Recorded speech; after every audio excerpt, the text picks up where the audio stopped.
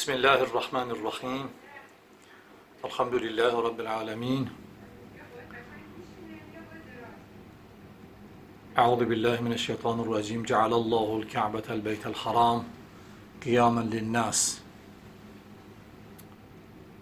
In the name of Allah, the Beneficent and Merciful, firstly I should present my warm appreciations to the organizers of this specific program, especially the Cultural Council of Islamic Republic of Iran Embassy, Dr. Rabbani and his colleagues.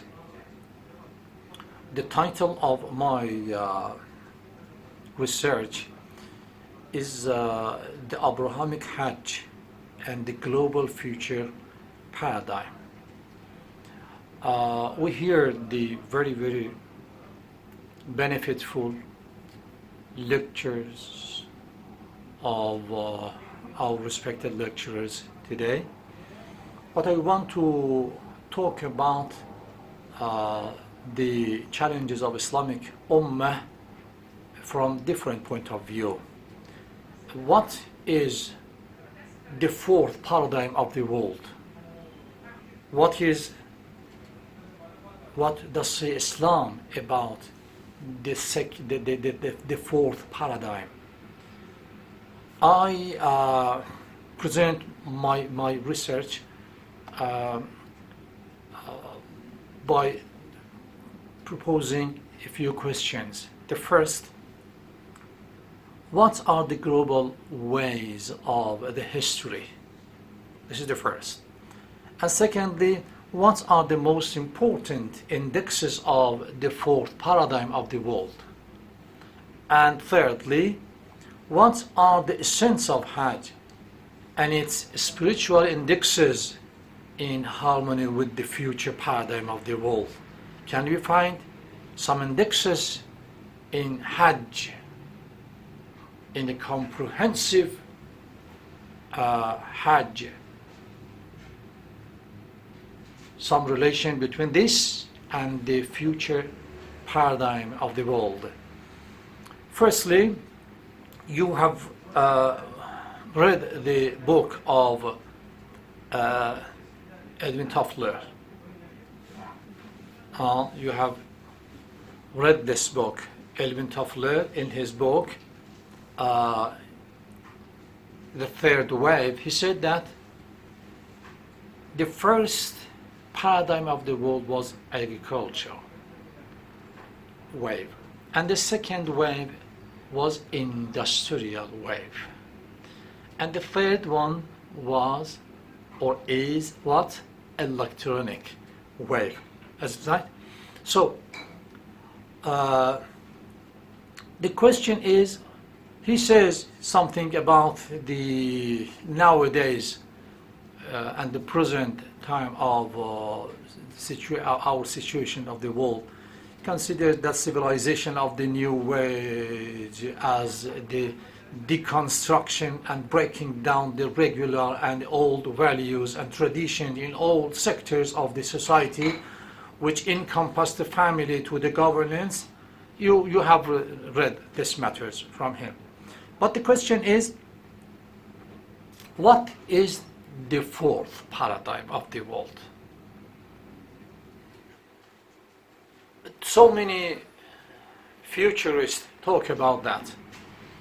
But one of the important futurists that anticipate the future of the world and he talk about the future paradigm is Dr. Suhail Anatullah. Very delicate and very important, benefitful point of view he has. He said that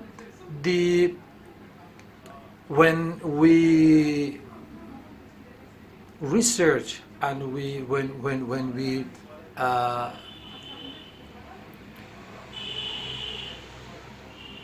verify the applications and advantages of organizations and cultures and something like this, so that we find out that the indexes are completely different. It's not as well as previous time. For example, he said that the West Bank has released a new attitude on the traditional standard and responsibility taking. The West Bank said that welfare and social justice and environment are very, very important. You know, different advantages. Or for example, the others or the other organizations, they said that, for example, just social justice are very important, and social measures are more important than material measures. This is a very important point of view for the future. It says everything is changed when you go to the factories, to cartels, to something like this. These are completely changed. And he said that the indexes of the next paradigm we can find something like this: connection with the omnipotent God, which is an intimate and lofty issue. This is the first. And a practice of type of rituals such as worshipping and praying, which is associated with regular meditation. This is the second index. And a physical action to coordinate the body, like, for example, yoga, something like this. And a social, local, or global link, which holds taking care of the others, to service the others. So these four, he says that these are the important factors of the next paradigm, maybe.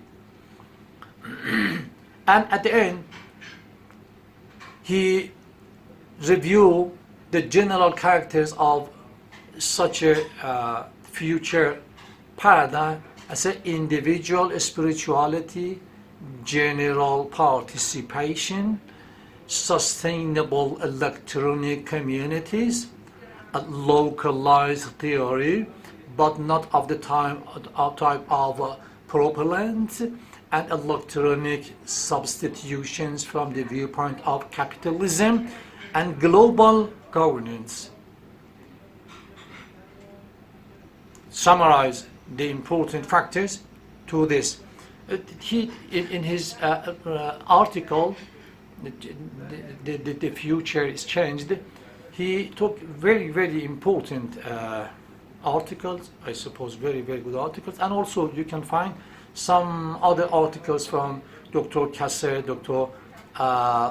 Anderson, and others. At the end, he said that we anticipate that the future paradigm may be a spirituality. He said, therefore, the global future paradigm, or in the sense, the global modern civilization will take shape upon the pivot of spirituality rather than materialism. So, he said that everything is changed. The first wave, the second wave, the third wave, the fourth is completely different. Mr. Anderson and Mr. Kasser, other futurists, they say that the next paradigm may be culture.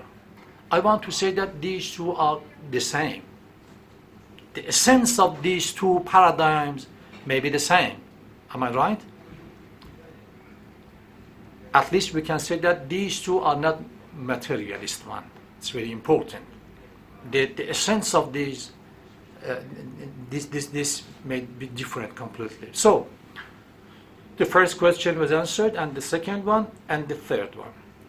Can we find some indexes, some common relation between Abrahamic Hajj and the next paradigm of the world or not? We say that the Hajj is an annual Islamic pilgrimage. You know, when we go within the Islamic point of view, we see that Hajj is completely different. It's completely different from others. For example, Imam Ali in Nahj al-Balagha said, Hajj is alaman lil Islam. The flag of Islam you can find out in Hajj. It's completely different from Sawm. completely different is from prayer. Yes? The flag of Islam, if you want to show Islam in one flag, you should say that, please refer to Hajj. Hajj is a comprehensive program of Islam. It's very, very important. Good. The essence of Hajj is, what is it? The essence of Hajj. You see that Hajj, the first step of Hajj is Ihram. Am I right? Ihram. What does it mean? Ihram means intention. When you want to put Ihram, firstly, you should know what are you doing. Intention is very important. Having a great will and awareness. What are you doing? You should know. Good, very good. So you start spirituality with awareness, with intention. Intention and knowing is the first in Islam. Is it good? Good. And secondly, entering to the brightness, clearness, and in sincerity of oneness by a state of Ihram, by a state of white color of Ihram. Okay? White color. This shows something. It's not black, it's not green. White is white, brightness. Or for example, you see that here, when you go, when you are in the state of Ihram, you see that you should not hunt the animals. You should not see yourself in the mirror. You should not have sexual relations. It's very important. There are 24 matters that the 24 actions is prohibited to Hajj. All of them are around the spirituality. Am I right? The spirituality. Intentionally, by white clothes, and 24 action is prohibited. Just you should think in Arafat, in Mash'ar, in Mina, should sacrifice whatever you like. These are very, very important matters.